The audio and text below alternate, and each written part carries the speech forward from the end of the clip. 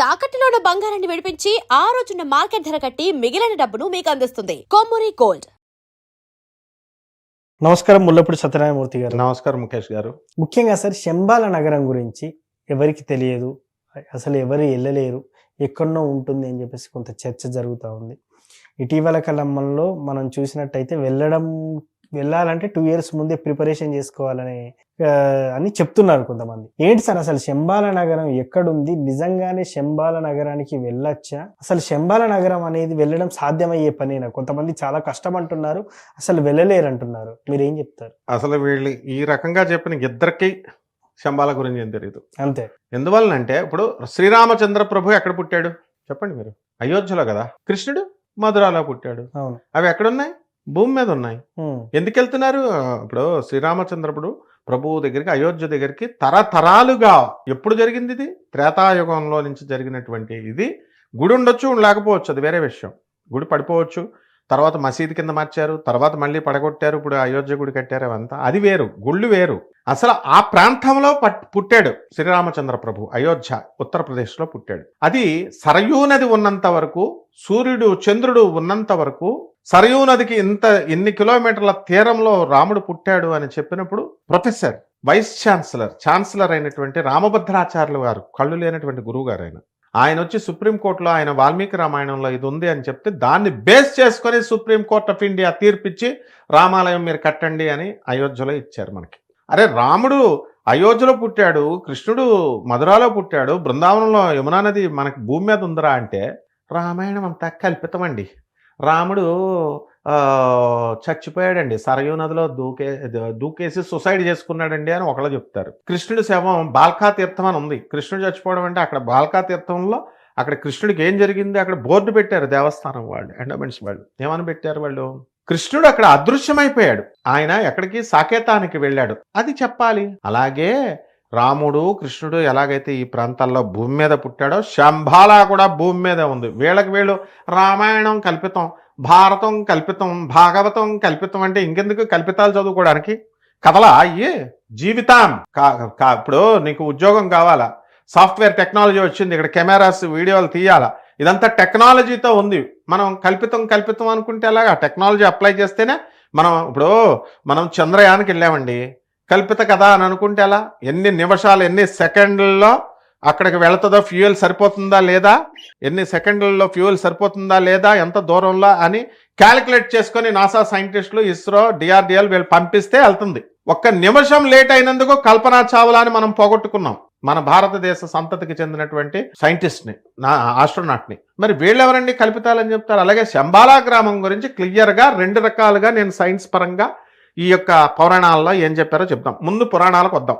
బ్రహ్మదేవుడు సృష్టించినటువంటి మొట్టమొదటి భూభాగము అన్నారు. భూమి తయారైంది కదమ్మా, మాల కడతాము, రుద్రాక్షమాల. ఫస్ట్ పూస ఎక్కిస్తాం భూమి, తర్వాత మిగతా అన్ని ఎక్కిస్తాం. ఫస్ట్ పూస.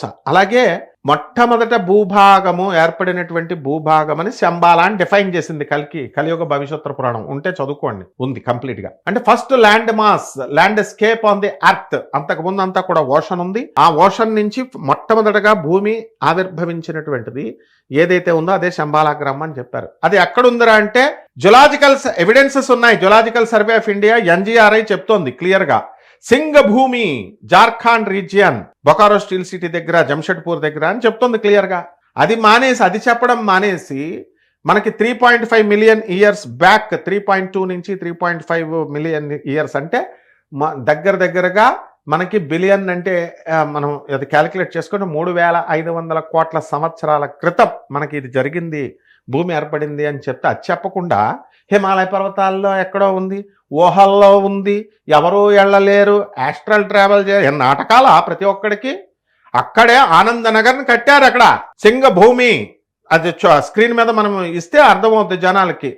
అంటే రామాయణాన్ని కావ్యం అని చెప్పి రాముడి ప్రతిష్టను దెబ్బతీస్తారు. రాముడు పుట్టాడు, రాముడు మనతోనే పెరిగాడు, రాముడు సాక్షాత్తు జగన్నాథుడు కాబట్టే ఇన్ని సంవత్సరాలైనా త్రేతాయుగం వెళ్ళింది, ద్వాపర యుగం వచ్చింది, కలియుగం వచ్చింది, అయోధ్య వెళుతున్నారు జనం. అలాగే కృష్ణుడు ఆ ల్యాండ్ మీద పుట్టాడు, పెరిగాడు, బృందావనంలో మనకి రాసలీలలు చేశాడు. కాబట్టి అంతా భూమి మీదే ఉంటుంది. నరకలోకంకి వెళ్ళేటటువంటి వైతరిణి నది తీసుకెళ్లే దానికి రెప్లికా కింద భూమి మీదే చూపించారు. ఒరిస్సా దగ్గర జాజ్పూర్, ఒరిస్సా దగ్గర జాజ్పూర్ దగ్గర గిరిజాదేవి పక్కనే వైతరణి నది ప్రవహిస్తూ ఉంటది. ఆకాశంలో ఏమైతే ఉన్నాయో, ఏ లోకాల్లో ఏమైతే ఉన్నాయో ప్రాక్టికల్ గా భూమి మీద పెట్టాడు దేవుడు. అవి చెప్పరేళ్ళు ఏదో ఊహాలోకాలు వీళ్ళు వెళ్ళొచ్చారంట. మరి ఊహాలోకాలు మానవ శరీరంతో వెళ్ళినప్పుడు ఈ కుళ్ళిపోయిన మానవ శరీరంతో వీళ్ళు ఎలాగెళ్ళారు? ప్రవచనకారులుగా చెప్పుకునేటటువంటి వాళ్ళు కూడా ఏం చెప్తున్నారు, వెళ్ళేసి మేము వెళ్ళేసి వచ్చాం, రెండోసారి వెళ్ళాం, ఫస్ట్ టైం వెళ్ళాం. శివపార్వతులు ఈ గొట్టంగాళ్ళకి భోజనాలు పెట్టారంట. శివపార్వతులు భోజనాలు తినేసి వచ్చారంట. వీళ్ళంతా కూడా నాన్ సెన్స్ బోధిస్తున్నారు. ఇలాంటి బోధనల వల్ల ఏమవుతుందంటే ప్రజల్లో ఆధ్యాత్మికత, స్పిరిచువాలిటీ అంటే భక్తి పోతుంది, నమ్మకం పోతుంది, దేవుడి మీద నమ్మకం పోతుంది, నాస్తికత్వం తయారవుతుంది. ఏదన్నా చెప్పామంటే లాజికల్ కన్సిస్టెన్సీతో చెప్పాలి, సైంటిఫిక్ ప్రూఫ్స్తో చెప్పాలి, సైంటిఫిక్ అవుట్లుక్తో చెప్పాలి, అండ్ రేషనల్గా చెప్పాలి, హేతుబద్ధంగా చెప్పాలి. నాన్ సెన్స్ చెప్పబట్టే మన హీరో గోగినేని బాబు వస్తాడు, మన జన విజ్ఞాన వేదిక రమేష్ గారు వీళ్ళందరూ వచ్చేస్తారు. అయినా సిగ్గులేట్లేదు వీళ్ళకి. ఆస్ట్రల్ ట్రావెల్ ఫిఫ్త్ డైమెన్షన్ 3 డైమెన్షన్సే తెలీదు. క్వశ్చన్స్ అడుగుతాను నేను, లెంత్ అండ్ బ్రెడ్త్ మొత్తం ఇవన్నీ అరే చెప్పండి రా, ఈ ఏరియాకి ఎలా కడతారు ఈ యొక్క ఫోర్ ఫిగర్ పిక్చర్స్ కానీ నేను అడుగుతున్నాను. ఆ గ్రహణం ఒక గ్రహం యొక్క స్పీడ్ ఎంతో చెప్పండి రా, ఏ యూనిట్స్తో అంటే ఇంతవరకు ఒక నోరెప్పుడు. అరే మొత్తం అసలు క్లియర్గా చెప్పారమ్మా. శంబాలా గ్రామము అనేది ఇప్పుడు మనం కాలం నడుస్తున్నాం కదా, దీన్ని పురాణాల్లో ఏమని చెప్పారు, వైవస్వత మనువు జరుగుతోంది అన్నారు. నెక్స్ట్ మనువులోకి వస్తాం, మనం పరిపాలిస్తాడు. అతను విష్ణు యాస కింద పుడతాడు, ఇదే వైవస్వత మనువు. అప్పుడు ఆయన పెళ్ళం పేరు శతరూప, ఆమె సుమతి కింద పుడుతుంది. మహానుభావుడైనటువంటి మన శ్రీమన్నారాయణమూర్తి కల్కిగా పుడతాడు. అప్పుడు ఏ ల్యాండ్ మీదరా అంటే ఇక్కడ రాముడు ఎక్కడ అయోధ్యలో పుట్టాడో, కృష్ణుడు మధురా భూమి మీద ఎక్కడ పుట్టాడో, ఈ జార్ఖండ్ దగ్గర సింగభూమిలో పుడతాడు ఆయన. ల్యాండ్ ఆఫ్ లైన్స్ అంటారు దాన్ని. అది క్లియర్ గా పురాణం చెప్తుంటే అది వినరు.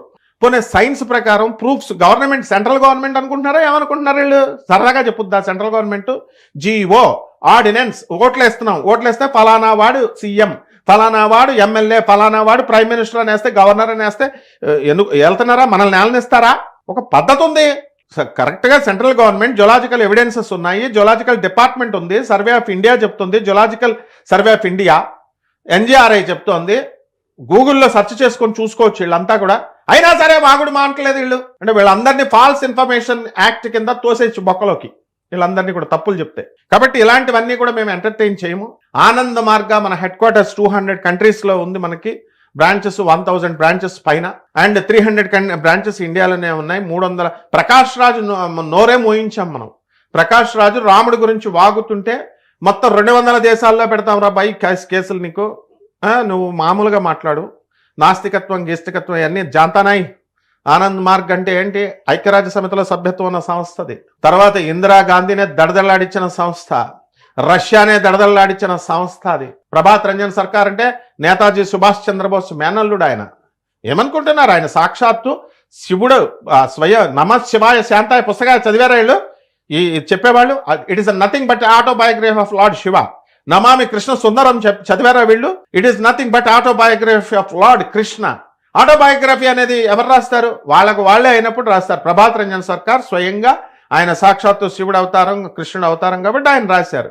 నోబెల్ ప్రైజ్లు ఇప్పించారా? ట్రంప్ ఇప్పించగలిగాడా? నాకు ఎవరా బాబు, నేను దేశాధ్యక్షుడిని అమెరికాకి, నాకు ఒక్కడివ్వండిరా నోబెల్ ప్రైజ్ అంటే ఒకడే ఇవ్వట్లేదు ఆయనకి. ప్రభాత్ రంజన్ సర్కార్ గారు ప్రగతిశీల ప్రయోజక తత్వం, ప్రౌట్ అనేటటువంటి ఒక సిద్ధాంతాన్ని ఇచ్చారు. గూగుల్ చేసి చూసుకోండి, ప్రోగ్రెసివ్ యూటిలైజేషన్ థియరీ అని. ఆ థియరీని doctor Ravi Batra professor, South Methodist University professor research చేస్తే నోబెల్ ప్రైజ్ కమిటీ 1993లో ఆయనకి నోబెల్ ప్రైజ్ ఇచ్చారు. 1993 Nobel prize winner doctor Ravi Batra. Google చేసి చూసుకోండి, వచ్చింది. And influences PR Sarkar school and tradition, progressive utilization school tradition అని వస్తుంది. ఈ ఏం చూడరు. తర్వాత మైక్రోబైటా థియరీ అని, concept of microvita theory and science అని ఇచ్చారు. ఎలక్ట్రాన్ విచ్ఛిన్నం కాదు, దాన్ని విచ్ఛిన్నం చేయలేమని ప్రస్తుతం నమ్ముతున్నాం. దాన్ని విచ్ఛిన్నం చేయొచ్చని ఆయన 1950sలోనే ఇచ్చారు. దాన్ని విచ్ఛిన్నం చేస్తే వచ్చేటటువంటిది మైక్రోబైటా అని అంటారు. అది ఏ విధంగా మైక్రోబైటా అంటే, ఇప్పుడు ప్రెసెంట్ సైన్స్ అంతా కూడా C612 మీద ఆధారపడి ఉంది. ఆ C612 అనేటటువంటి సైన్స్ అవుట్డేటెడ్ అయిపోతుంది. దానికంటే చిన్న సూక్ష్మ పదార్థం దానికంటే చిన్నది వచ్చేసరికి, ఎలక్ట్రాన్ కంటే చిన్నది వచ్చేసరికి కట్ చేయొచ్చు అనగానే అప్పుడు ఈ అవుట్డేటెడ్ సైన్స్ ని మనం వదిలేస్తాం, వి విల్ డిస్కార్డ్. అండ్ కొత్త సైన్స్ ని మనం, కొత్త వెర్షన్ ని మనం ఇచ్చేస్తాం. ఇప్పుడు సాఫ్ట్వేర్ లో ఇప్పుడు గూగుల్, ఇప్పుడు DTP 6.0 7.0 వెర్షన్ వచ్చిన 6.0 వదిలేసి మనం 4G 5G అని అలాగే ఫోనుల్లో వదిలేసి అప్డేటెడ్ తీసుకుంటాం. అలాగే it brings all revolutionary changes in all fields of science and technology. All the definitions which they should be redefined, all the formulas they should be reformulated. అన్ని మారిపోతాయి. నానో టెక్నాలజీ సైన్స్ లో అన్ని మార్పులు వస్తాయంటే Stephen Hawking scientist, physicist, అతను copy కొట్టి మన భారత ఋషి ఇచ్చినటువంటి దాన్ని ప్రభాత్ రంజన్ సర్కార్ గారిని కాపీ కొట్టి ఆయన గాడ్ పార్టికల్ అని మార్చి నోబెల్ ప్రైజ్ తెచ్చుకున్నాడు. ఆయన ఎవరి వల్ల వచ్చింది నోబెల్ ప్రైజ్? ప్రభాత్ రంజన్ సర్కార్ వల్ల. సైన్స్ లో కూడా నోబెల్ ప్రైజ్ వచ్చింది. తర్వాత హిగ్స్ థియరీ, హిగ్స్ కూడా కాపీ కొట్టి నోబెల్ ప్రైజ్ తెచ్చుకున్నాడు. ఆర్యభట్ట, వీళ్ళందరూ భారతదేశం వాళ్ళు ఇచ్చినటువంటి కాపీ కొట్టి విదేశాల వాళ్ళు నోబెల్ ప్రైజులు తెచ్చుకుంటారు సైంటిస్టులు. మన వాళ్ళు సైన్స్, వాళ్ళు సైంటిస్టులు అంటారు. సైంటిస్ట్ మన వాళ్ళు ఋషులు అనమాట. తర్వాత నియో హ్యూమనిస్టిక్ ఎడ్యుకేషన్ సిస్టమ్ అనేటటువంటి దాన్ని ఇచ్చారు ప్రభాత్ రంజన్ సర్కార్. అంటే నవ్య మానవతా విద్యా విధానం, గురుకుల శిక్షణ, గురువు శిష్యుడి యొక్క శిక్షణ. మెకాలే బ్రిటిష్ వాడు వచ్చి మన విద్యా విధానాన్ని, గురుకుల విద్యా విధానాన్ని నాశనం చేసి నలంద విశ్వవిద్యాలయాలు లాంటి విశ్వవిద్యాలయాలన్నీ ఖాళీ చేస్తే ఒక సంవత్సరం పాటు కాలనీ పుస్తకాలు ఆయన బ్రిటిష్ వాడు మెకాలే వాడు ఇచ్చాడు ఆ విద్యా విధానం. అయ్యే ఆటలోనే మనం చదువుకున్నాం. రొమానియన్ గవర్నమెంట్ ప్రభాత్ రంజన్ సర్కార్ ఇచ్చినటువంటి నవ్య మానవతా విద్యా విధానాన్ని 1950లోనే వాళ్ళు ఇంప్లిమెంట్ చేసుకుని దేశం అభివృద్ధి పదంలోకి వెళ్ళిపోయారు. నరేంద్ర మోడీ గారు లేట్ అయినా సరే 2020లో ఈ బ్రిటిష్ వాళ్ళు ఇచ్చింది తీసి పడేద్దాం, మనం మన ఇండియన్ సిస్టమ్ పెట్టుకుందామని NEP 2020 అని ప్రభాత్ రంజన్ సర్కార్ గారు ఇచ్చినటువంటి నవ్య మానవతా విద్యా విధానాన్ని ఇండియాలో ప్రవేశపెట్టారు. అంటే ఇప్పుడు మన సొంత గురుకుల శిక్షణ విద్యా విధానంతో మన పిల్లలందరూ చదువుతున్నారు. ఇప్పుడు ఇంత ప్రగతి ఇదంతా చేసినటువంటి మహానుభావుడు ఆయన ఆ సింగభూమిలో 5,000 ఎకరాల్లో ఆనంద్ నగర్ అని ఆ పుందాగ్ రైల్వే స్టేషన్ పేరు, పురూలియా జిల్లా వెస్ట్ బెంగాల్లో ఆయన అక్కడ ఎస్టాబ్లిష్ చేసి ఆశ్రమాలన్నీ కూడా కట్టారు. ప్రపంచమంతా తెలుసు. ఫాసిల్ థియరీ, డైనోసర్, ఇలాంటివన్నీ కూడా ఎన్నో కోట్ల సంవత్సరాల క్రితం ఉన్నటువంటి అవన్నీ కూడా ఏమవుతాయంటే తలకాయలన్నీ కూడా రాకు కింద మారిపోతాయి. ఆ రాకు కింద మారిపోయినటువంటి దాన్ని ఫాసిల్ థియరీ అంటారు. ఆ ఫాసిల్స్ అన్ని మా మ్యూజియంలో ప్రభాత్ రంజన్ సర్కార్ గారు లేక్ గార్డెన్స్ లో కలకటాలో ఉన్నాయి, ఆనంద్ నగర్ సింగభూమిలో ఉన్నాయి. ఇంత సైంటిఫిక్ ఎవిడెన్సెస్ తో సెంట్రల్ గవర్నమెంట్ అండ్ సిబిఐకి తెలుసు. సిబిఐ ఆయన జైల్లో పెట్టి 5.5 సంవత్సరాలు జైల్లో పెట్టి విషమిస్తే ఆ విషయాన్ని మామూలు మానవుడు అనుకుని RG Srivastava, inspector general of CBI RG Srivastava అనేటటువంటి వాడు అరెస్ట్ చేసి విషం ఇచ్చడానికి ప్రయత్నించాడు. రష్యన్ గవర్నమెంట్ ఒత్తిడి, ఇందిరాగాంధీ ఒత్తిడి వల్ల ఏమి పీకలేకపోయారు. ఆయన దేవుడైనప్పుడు తెలుసుకుని ఆయన ఒక కుష్టి వ్యాధి పెరాలసిస్ వస్తే ఆయన మా పాదాల మీద పడినప్పుడు ఆయన ఇప్పుడు స్వామీజీ అయ్యి మన ఆనంద మార్గంలో సింగభూమిలో ఉన్నాడు. అరే గవర్నమెంటే చెప్తుంటే క్లియర్గా ఎక్కడో వెళ్తారు, ఎక్కడో తీసుకెళ్తారంటే వ్యాపారం చేసుకుంటే చేసుకోండి, అంతేగాని పిచ్చి పిచ్చి అన్ని చెప్తే థీరీస్ మనకి ఏమవుతుందమ్మా? హిందూయిజం ఏమవుతుంది చెప్పు? నేను చెప్పిన ప్రతిదీ వీడియోల్లో అన్ని కూడా గూగుల్ చేసుకొని చూసుకోవచ్చు. ఏ సంఘటనైనా గూగుల్ చూసుకోవచ్చు. ఇది శంబాల, అంతేగాని 4th dimension, 5th dimension, astral travel, లోపల ఆత్మ బయటకు వచ్చేసి వెళ్ళిపోద్దట. వీళ్ళందరికీ గొట్టంగాళ్ళందరికీ శరీరం ఎలా ఉంటే ఆత్మ తీసేస్తారట. తీసేస్తాను నేను. ఆపరేషన్ హార్ట్ అటాక్ వస్తే ఏ హాస్పిటల్లో జాయిన్ చేసుకోకపోతే రోగం నయం చేసుకోనోళ్ళు వీళ్ళు. జ్వరం వస్తే మందు లేకపోతే జ్వరం తగ్గించుకోలేనటువంటి వాళ్ళు యాస్ట్రల్ ట్రావెల్ చేసేస్తారట, వచ్చేస్తారట. So this is all fallacy and nonsense అనమాట. సో మనం ప్రాక్టికల్గా చెప్పుకోవాలి, ఇది ఒరిజినల్ శంబాలా నాయన. ఇంతకీ ఎట్లా వెళ్ళాలంటారు? ట్రైన్ బొకారో ఎక్స్ప్రెస్ ఎక్కితే వెళ్ళొచ్చు అంతే. అరే కొన్ని 100 సంవత్సరాల నుంచి ఇప్పుడు అక్కడ బొకారో ఎక్స్ప్రెస్ మేమంతా చిన్నప్పటి నుంచి వెళ్ళేవాళ్ళం నాయన. ఎలా అంటే ఆనంద మార్గ ఆశ్రమ పొందాగ్ రైల్వే స్టేషన్ అక్కడ 24 అక్కడ ఆ దేశంలో పురూలియా జిల్లాలో ఆర్మ్డ్ AK-47 గన్లన్నీ కూడా జ్యోతి బస్సు, అదంతా పెద్ద స్టోరీ మా స్టూడెంట్స్ ఏజ్లో. AK-47 గన్లన్నీ కూడా ఆకాశంలో నుంచి పడిపోయినాయి. Arms drop out. అక్కడ జ్యోతి బస్సు ముఖ్యమంత్రిగా ఉన్నప్పుడు డీస్టేబుల్ అవుతుంది ఆయన ఈ ప్రౌట్ థియరీతో అని మన ఆశ్రమం గురువు గారిని వదిలేస్తే ఈయన్ని జైల్లో పెట్టి ఈయన సప్రెస్ చేసేయాలి, ఖండం చేసేయాలనుకున్నారు. 10,000 మంది అవధూతలు మనకంటే ఎక్కువ చదువుకున్నటువంటి వాళ్ళు. ఆచార్య భవేశానంద అవధూత ఆనాడే ఎంటెక్ ఉస్మానియా యూనివర్సిటీలో చదివినటువంటి వ్యక్తి ఆచార్య సవితానంద అవధూత. ఆయన ఆ రోజే MBBS MSలు చేసినటువంటి వ్యక్తి ఆచార్య ప్రీతోషానంద. ఇలా అనేక వందల మంది, 10,000 మంది స్వామీజీలందరూ కూడా ఆనంద్ మార్గంలో చేరితే 6,000 మంది మగ స్వామీజీలు, 4,000 మంది ఆడ స్వామీజీలు. ఎప్పుడు కూడా ఆనంద్ మార్గ్ ధర్మ మహా సమ్మేళనం జరుగుతుంది. వీళ్ళని కట్టడి చేయలేక వీళ్ళతో గవర్నమెంట్ భయపడి డీస్టేబుల్ అవుతుందని రాంగ్ ఇన్ఫర్మేషన్ ఇచ్చి ఇందిరాగాంధీని రాంగ్గా చేసి అప్పుడు ఈ యొక్క ఎమర్జెన్సీ తీసుకొచ్చి ఆర్ఎస్ఎస్ ఆనంద్ మార్గ్ ఇలాంటి వాటిని సంస్థలను బ్యాన్ చేయగలిగారు కొంతకాలం. అప్పుడు ఈ కమ్యూనిస్ట్ గూండాగాళ్ళు వీళ్ళు ఏం చేశారంటే అందులో ఆనంద్ మార్గ్ స్వామీజీలను అందరినీ కూడా కొంతమంది ఆడవాళ్ళని రేప్ చేసి చంపేశారు, మగవాళ్ళని ఆశ్రమాల్లో సాధువుల్ని చంపేశారు వీళ్ళు. అలాంటి ఆశ్రమం ఇక్కడ సింగభూమిలో పెట్టిన తర్వాత అక్కడ అయినా సరే వాడికి ఎప్పుడు పదవి గండమే జ్యోతి బసు. వాడు ఎక్కడో AK-47 గన్లు ఎక్కడికో తెచ్చుకుంటుంటే ఏమైందంటే అక్కడ రిపేర్ వర్క్ జరుగుతుంది పుందాక్లో. ఇదంతా 1993లో 96లో జరుగుతుంది. ఆర్మ్స్ డ్రాప్ అవుట్ అని కొడితే వచ్చేస్తుంది గూగుల్లో. అక్కడ పైనుంచి ఆకాశంలో నుంచి అది తీగ కట్ అయిపోయి లైట్స్ అన్ని పెట్టారు, అదేనేమో అనుకొని వాళ్ళు దింపుతుంటే తీగ తెగిపోయి ఆర్మ్ గన్స్ అన్ని కూడా అన్ని పడిపోతే ఆ ఊర్లో ఉన్నటువంటి గ్రామ ప్రజలందరూ ఏమనుకున్నారంటే ఏ లడ్డూల్లాగా ఒక్కొక్కడు 2 గన్నులు తెచ్చుకొని పల్లెటూరులో ఇళ్లలో పెట్టుకున్నారు. అప్పుడు బీహార్ పోలీసు దిగింది, ఆ స్టేట్ కాబట్టి. వెస్ట్ బెంగాల్ పోలీసు దిగింది, ఎందుకంటే ఆ పుందాక ఒకటే వెస్ట్ బెంగాల్లో ఉంటుంది, ఆ స్టేషన్ ఒకటే. ఆ CBI దిగింది, అందరూ వచ్చి నాయనలారా గన్స్ ఇచ్చేయండి లేకపోతే మీ ఇంటికి సర్చింగ్ చేస్తామంటే అందరూ అన్ని ఇచ్చేశారు. అప్పుడు ఆ సిటీ అంతా సీజ్డ్ ఈ వారం రోజుల ప్రక్రియలో. ఆ తర్వాత మొత్తం ఊర్లు వెళ్ళలేదు, ఎవరు వెళ్ళలేదు, మేమంతా అక్కడ ఇరుక్కుపోయాం అనమాట. కాబట్టి అప్పుడు మేము చిన్నపిల్లలు స్టూడెంట్స్గా ఇట్లాంటి భూమి అది సెంట్రల్లీ అది ఎందువలన ఆ తుపాకులన్నీ ఆకర్షించిందంటే శంబాలా గ్రామానికి ఏం చెప్పారంటే ఎలక్ట్రోమాగ్నెటిక్ ఫోర్సెస్ ఎక్కువ ఉంటుంది, ఎలక్ట్రోమోటివ్ ఫోర్స్ అన్నారు. అది ఆ పైనుంచి ఇనుములు కానీ శాటిలైట్స్ కానీ ఏమన్నా వెళితే వాటిని ఆకర్షిస్తుంది అది. అందువల్లనే ఆ ప్రాంతంలో మాత్రమే ఎందుకు పడాలి ఈ యొక్క తుపాకులు, ఇనుమును ఆకర్షించింది. ఇలా అక్కడ శక్తి క్షేత్రం అది, అక్కడికి వెళ్ళి మనం సాధన చేస్తే బ్రహ్మాండమైనటువంటి సిద్ధిస్తుంది అని అందుకు చెప్పారు. మోడర్న్ సైన్స్ని, ఏన్షియంట్ ఆస్ట్రాలజీని, ఏన్షియంట్ పురాణాలని బ్లెండ్ చేసి చెప్పాలి. అందుకని బొకారో ఎక్స్ప్రెస్ ఎక్కితే వెళ్ళొచ్చు. అక్కడ ధర్మ మహా సమ్మేళన్ ఆనంద్ మార్గం కొడితే వస్తుంది, 2 సార్లు సంవత్సరానికి జరుగుద్ది. అక్కడికి వెళ్ళి అందరూ కూడా ఆ శంబాలా గ్రామంలో సాధన చేసుకోవచ్చు, తపస్సు చేసుకోవచ్చు.